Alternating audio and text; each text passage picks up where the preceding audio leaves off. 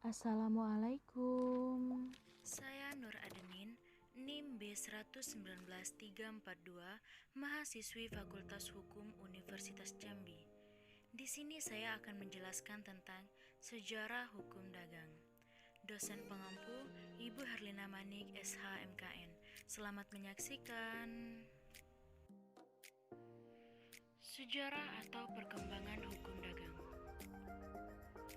Perkembangan hukum dagang sebenarnya telah dimulai sejak abad pertengahan Eropa, 1000 sampai 1500, yang terjadi di negara dan kota-kota di Eropa.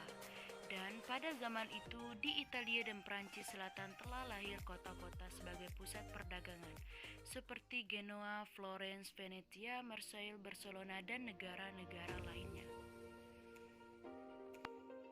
Tetapi pada saat itu, hukum Romawi atau Corpus Iuris Civilis tidak dapat menyelesaikan perkara-perkara dalam perdagangan. Maka, dibuatlah hukum baru di samping hukum Romawi yang berdiri sendiri pada abad ke-16 dan ke-17, yang berlaku bagi golongan yang disebut hukum pedagang, khususnya mengatur perkara di bidang perdagangan atau peradilan perdagangan. Dan hukum pedagang ini bersifat unifikasi. Apa itu unifikasi? Unifikasi adalah penyatuan hukum yang berlaku secara nasional atau penyatuan pemberlakuan hukum secara nasional. Karena bertambah pesatnya hubungan dagang, maka pada abad ke-17 diadakan kodifikasi dalam hukum dagang oleh Menteri Keuangan dari Raja Louis XIV, 1613 sampai 1715, yaitu Corbett dengan peraturan Ordonnance du Commerce 1673, dan pada tahun 1681 disusun Ordonnance de la Marine yang mengatur tentang kedaulatan.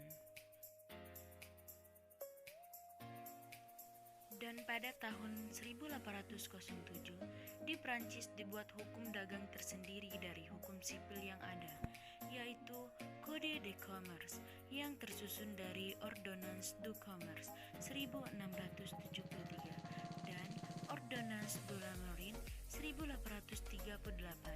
Pada saat itu, Netherlands menginginkan adanya hukum dagang tersendiri, yaitu KUHD Belanda.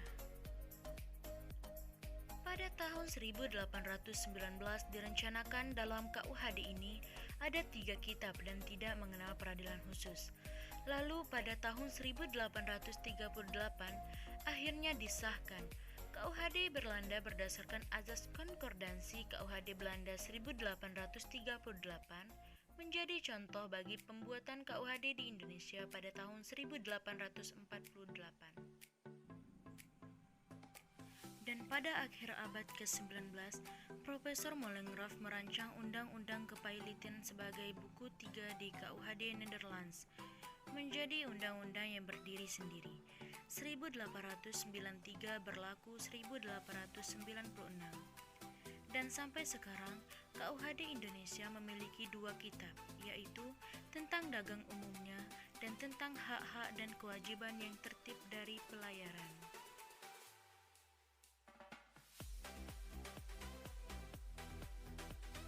Sumber hukum dagang. Yang pertama, hukum tertulis yang sudah dikodifikasi.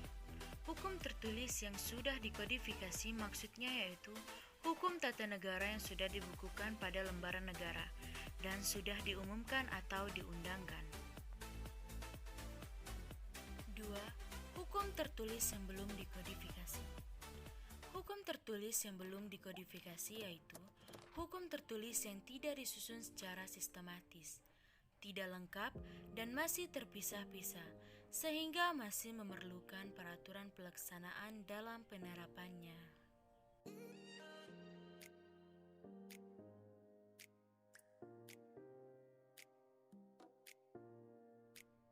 Dari penjelasan saya tadi, jika ada yang salah mohon untuk dimaafkan.